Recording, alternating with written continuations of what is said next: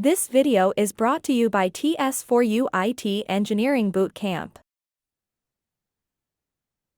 How do microservices communicate with each other?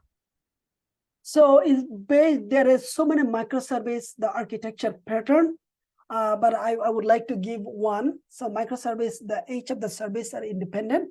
Service communicate multiple way. One is they have a message queue, message broker, again, based on the application, what the application is behaving, and through the API gateway.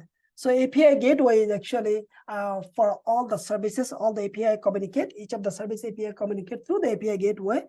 And the message queue is actually once a service is, the product service is sending a message to the inventory service. So message actually go through the API gateway. From the API gateway, it goes to the message queue. And the message queue send the message or send the request to the inventory service. If inventory service is the off or slow, then the message queue hold the message until the inventory service is on. Once inventory service is like the back online, then the message goes to the inventory service. So that's actually the entire process. So the long story short, service to service does not connect directly. They communicate through the API gateway and the message queue or the message broker.